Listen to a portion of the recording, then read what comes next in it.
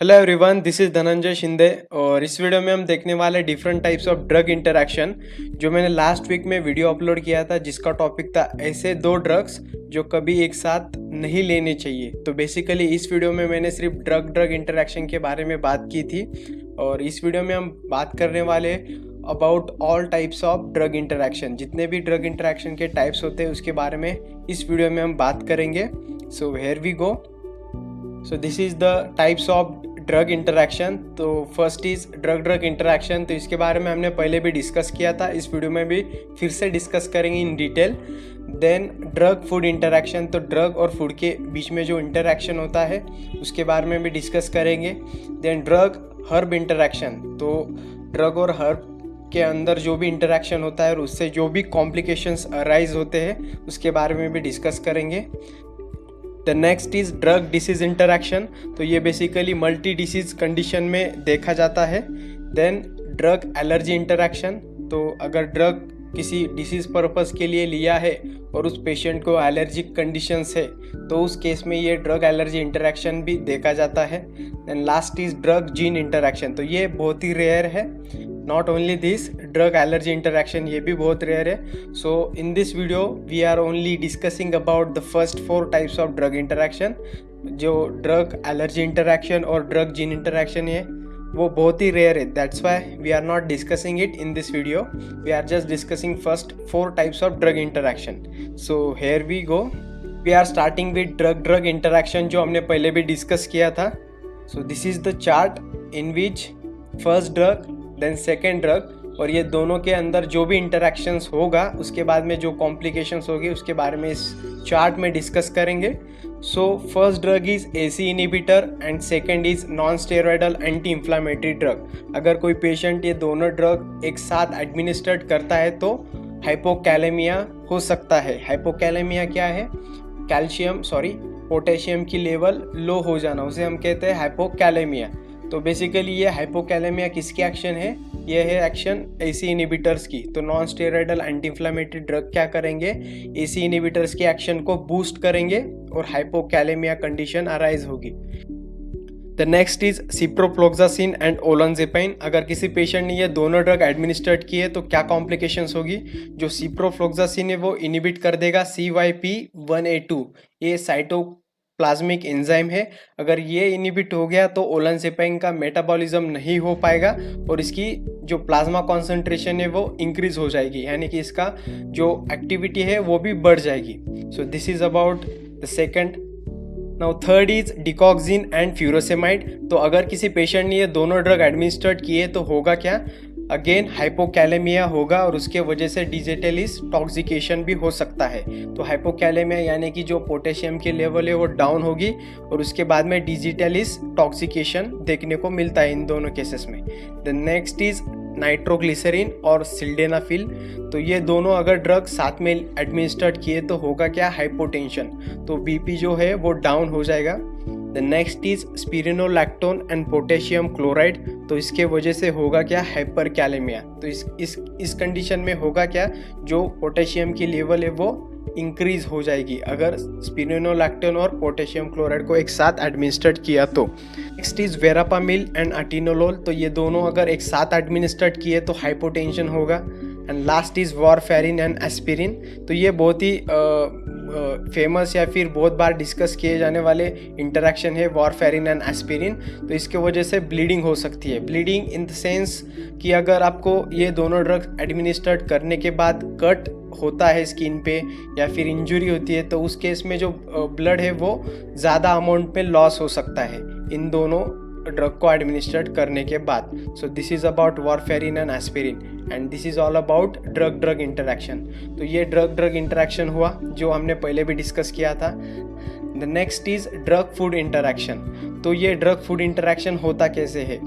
Drug food interaction happens when the food you eat affect the ingredient in the medicine you are taking, so medicine cannot work the way it should. तो ये होता क्या है? अगर आपने ऐसा कुछ खा लिया फूड में और उसके बाद अगर आपने मेडिसिन एडमिनिस्ट्रेट की तो उसके अंदर हो सकता है कि आपने ऐसा वैसा कुछ खा लिया, तो उस केस में ड्रग फूड इंटरैक्शन हो सकता है। और उस केस में होता क्या है? जो ड्रग के एक्शंस आपको एक्सपेक्ट थी वो एक्शन आपको देखने को नहीं मिलती। सो this is about the drug food interaction. तो इसके एग्जांपल्स है, अगर आपने बिसफोस्फोनेट प्लस एनी ड्रग, तो अगर बिसफोस्फोनेट जो कि कर्ड में होता है, तो कर्ड खाने के बाद अगर आपने कोई भी मेडिसिन एडमिनिस्ट्रेट की तो उसकी एक्शंस नहीं होगी, तो होगा क्या, रिड्यूस इफेक्टिवनेस ऑफ ड्रग। तो ड्रग की जो इफेक्टिवनेस थी वो रिड्यूस हो जाएगी अगर आपने कर्ड ऐसे कुछ फूड इनटेक किया है तो। The next is benzodiazepines plus grapefruit. तो अगर आपने ग्रेप फ्रूट खाने के बाद बेंजोडाइजेपाइंस एडमिनिस्ट्रेट किया है तो होगा क्या, inhibit enzymes involve in drug metabolism. तो जो एंजाइम्स थे ड्रग मेटाबॉलिज्म के वो इनिबिट हो जाएंगे और बेंजोडाइजेपाइंस की जो मेटाबॉलिज्म थी वो नहीं होगी और उसकी कॉन्सेंट्रेशन इंक्रीज होगी और उसकी हाइपर एक्टिविटी भी देखने को मिलती है। The next is digoxin and oatmeal. तो जो ओट मिल खाने के बाद डिगॉक्सिन एडमिनिस्ट्रेट किया तो होगा क्या, डिक्रीज एड्जॉर्प्शन ऑफ ड्रग। तो ड्रग का जो एड्जॉर्प्शन है वो डिक्रीज होगा और उसकी एक्टिविटी भी देखने को नहीं मिलती। Next is aspirin and milk. तो अगर आपने मिल्क के बाद एस्पिरिन एडमिनिस्ट्रेट किया है तो अपसेट ऑफ स्टमक, तो स्टमक अपसेट देखने को मिलता है। Next is acetaminophen and alcohol. तो ये बहुत सीवियर केस है, अगर अल्कोहल के बाद आपने कोई भी ड्रग एडमिनिस्ट्रेट किया है तो बहुत सारे कॉम्प्लिकेशंस हो सकते हैं। तो फिलहाल जब अल्कोहल के बाद असिटामिनोफेन एडमिनिस्ट्रेट किया तो होगा क्या, लीवर डैमेज होगा, क्योंकि लीवर पे लोड आता है मेटाबॉलिज्म करने के लिए असिटामिनोफेन का, तो लीवर डैमेज हो सकता है और ब्लीडिंग भी हो सकती है। द नेक्स्ट इज मावो इनिबिटर्स प्लस फूड। तो अगर फूड मेनली कौन सा, टायरामाइन। तो टायरामाइन जिस फूड में प्रेजेंट है वो फूड इनटेक करने के बाद अगर आपने माओ इनिबिटर्स एडमिनिस्ट्रेट किए तो आपका सीवियर हेडेक दिखने को मिलता है। So this is about MAO inhibitors and tyramine food. Next is celecoxib and milk. तो इस केस में होता क्या है, अपसेट ऑफ स्टमक। तो इस केस में भी स्टमक अपसेट होता है। The next is naproxen and fatty food. तो फैटी फूड जैसे कि ऑयली फूड या फिर मीट हुआ, तो ऐसे फूड खाने के बाद अगर आप नाप्रोक्सेन एडमिनिस्ट्रेट करते हो तो भी आपका अपसेट ऑफ स्टमक देखने को मिलता है। The next is oxycodone and alcohol. अगर आपने अल्कोहल के बाद ऑक्सीकोडोन एडमिनिस्ट्रेट किया तो कोमा और अस्थमा ऐसे सीवियर कंडीशन देखने को मिलते हैं। Then caffeine and food. तो अगर फूड इंटेक करने के बाद, कौन सा भी फूड इंटेक करने के बाद अगर आपने कैफीन एडमिनिस्ट्रेट किया है तो रैपिड हार्ट बीट, तो आपकी जो हार्ट बीट है वो बढ़ जाएगी। So this is all about drug food interaction. The next is drug disease interaction. तो इसमें होता क्या है, ड्रग इंटरैक्ट करेगा किसी डिसीज के साथ और कुछ कॉम्प्लिकेशंस क्रिएट करेगा। तो यही हम इस चार्ट में डिस्कस करेंगे। In this we are going to discuss about drug, then disease and then potential outcome that is complications. तो इसमें दिया गया है कि अगर आप एंटीकोलिनर्जिक ड्रग्स इन एडमिनिस्ट्रेट करते हो इन डिमेंशिया डिसीज में, डिमेंशिया डिसीज होता क्या है, एक भूलने की बीमारी है। तो उस केस में अगर एंटीकोलिनर्जिक ड्रग एडमिनिस्ट्रेट किए तो होगा क्या, डेलीरियम। डेलीरियम यानी कि डिस्टर्ब मेंटल स्टेट, जो मेंटल स्टेट है वो डिस्टर्ब होगी, उसे हम डेलीरियम कहते हैं। The next is antipsychotic drugs. तो अगर ये ड्रग्स लिए जाए इन पार्किंसन डिसीज कंडीशन में, पार्किंसन डिसीज एक न्यूरोलॉजिकल डिसीज़ है, उसके अंदर अगर हम एंटीसाइकोटिक ड्रग एडमिनिस्ट्रेट करते हैं तो क्या होगा, worsening of Parkinson disease symptoms. तो जो भी सिम्टम्स थे पार्किंसन डिसीज में वो बहुत वर्सनिंग हो गए, यानी कि बहुत बढ़ जाएंगे। So this is antipsychotic and Parkinson. Then aspirin. अगर आप एस्पिरिन एडमिनिस्ट्रेट करते हो इन पेप्टिक अल्सर में तो होगा क्या, गैस्ट्रोइंटेस्टिनल ब्लीडिंग। तो जो पेप्टिक अल्सर्स थे उसके ऊपर एस्पिरिन एक्ट करेगा और गैस्ट्रोइंटेस्टिनल ब्लीडिंग क्रिएट करेगा। The next is first generation calcium channel blockers, और ये डिसीज दिया है कंजेस्टिव हार्ट फेलियर, तो CHF। अगर CHF के कंडीशन में अगर फर्स्ट जनरेशन के कैल्शियम चैनल ब्लॉकर्स आपने एडमिनिस्ट्रेट किए तो उसके भी वर्सनिंग ऑफ हार्ट फेलियर, तो हार्ट फेलियर के चांसेस है। Next is non steroidal anti inflammatory drug. तो अगर आपने NSAID एडमिनिस्ट्रेट किए इन डिक्रीज्ड रीनल फंक्शन, जब आपकी किडनी फंक्शन परफॉर्म नहीं कर पा रही है अप टू द मार्क, तो उस केस में अगर आपने NSAID एडमिनिस्ट्रेट किए तो रीनल फेलियर के चांसेस है।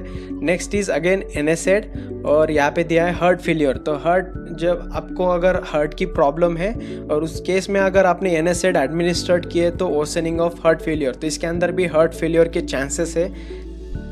द नेक्स्ट इज थायाजाइड और डिसीज दिया है गाउट। तो गाउट होता क्या है, जितने भी बॉडी के अंदर जॉइंट्स होते हैं उन जॉइंट्स में यूरिक एसिड डिफॉर्म होता है, जमा होता है, उसे हम कहते हैं गाउट। और उस केस में अगर आपने थायाजाइड एडमिनिस्ट्रेट किए तो वर्सनिंग ऑफ गाउट कॉम्प्लिकेशंस दिखने को मिलते हैं, यानी कि जो भी कंडीशन थी गाउट की वो और बढ़ जाएगी अगर आपने थायाजाइड एडमिनिस्ट्रेट किए तो। So this is about thiazide and gout. Next is tricyclic antidepressant. अगर आपने ट्राईसाइक्लिन क्लास के एंटी डिप्रेसेंट एडमिनिस्ट्रेट किए इन एपिलेप्सी तो उस कंडीशन में होगा क्या, लोअर सीजर थ्रेशोल्ड देखने को मिलता है, यानी कि बेसिकली ये इसकी टॉक्सिसिटी देखने को मिलती है ट्राईसाइक्लिक की इन एपिलेप्सी की। तो अगर एपिलेप्सी है आपको और आपने ट्राईसाइक्लिक के एंटी डिप्रेसेंट लिए हैं तो इसकी जो कॉन्सेंट्रेशन है, प्लाज्मा कॉन्सेंट्रेशन, वो बढ़ जाएगी और उसकी वजह से इसकी टॉक्सिसिटी भी देखने को मिलती है। So this is all about drug disease interaction. The next is drug herb interaction. तो इसमें होता क्या है, ड्रग इंटरैक्ट करेगा किसी हर्ब के साथ और कुछ कॉम्प्लिकेशंस इंडिकेट करेगा या फिर शो करेगा, तो उसे इस चार्ट में डिस्कस करेंगे। तो इसमें दिया है herb, then drug and then adverse effects यानी कि complication. So the first is ginkgo biloba. तो ये एक हर्ब है जो अगर मेंटल स्टेट डिस्टर्ब होती है तो उस केस में प्रेफर किए जाते हैं। और इस हर्ब के बाद या फिर उसके पहले अगर आप एस्पिरिन, वॉरफेरिन, ये सारे ड्रग्स एडमिनिस्ट्रेट करते हो तो इसके कॉम्प्लिकेशंस क्या होंगे, with aspirin retard aspirin absorption. तो जो एस्पिरिन की जो अब्जॉर्प्शन है वो होगी नहीं और उसकी एक्शन आपको दिखने को नहीं मिलेगी in case of ginkgo biloba अगर आप एस्पिरिन एडमिनिस्ट्रेट करते हो। और बाकी ड्रग के साथ भी यही देखने को मिलता है कि उसकी अब्जॉर्प्शन रिटार्ड होगी, यानी कि रुक जाएगी और उसकी एक्शन देखने को नहीं मिलेगी। Next is psyllium seed. तो ये seed as a laxative use किए जाते हैं और अगर आपने ये क्यूमेरिन डेरिवेटिव के साथ एडमिनिस्ट्रेट किए तो होगा क्या, इसकी भी जो अब्जॉर्प्शन है वो रिटार्ड हो जाएगी और एक्शन दिखने को नहीं मिलेगी।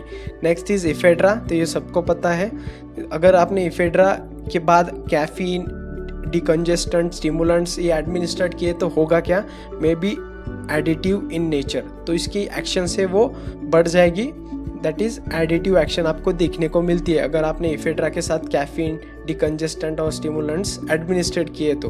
Next is fever few. तो ये लीव्स होते हैं जो फीवर के केस में एडमिनिस्ट्रेट किए जाते हैं। अगर इसके साथ भी आपने एस्पिरिन एडमिनिस्ट्रेट किया है तो ये भी फीवर के लिए यूज़ किया जाता है। तो दोनों की एक्शन प्लस होगी, दैट इज एडिटिव इफेक्ट देखने को मिलेगा, यानी कि हाइपर एक्टिविटी देखने को मिलेगी। सो this is all about drug herb interaction. और हमने इस वीडियो में first 4 types of drug interaction discuss किए हैं और जो लास्ट के 2 थे वो रेयर थे, इसलिए हमने इस वीडियो में डिस्कस नहीं किए हैं। सो this is all about drug interaction. Thank you.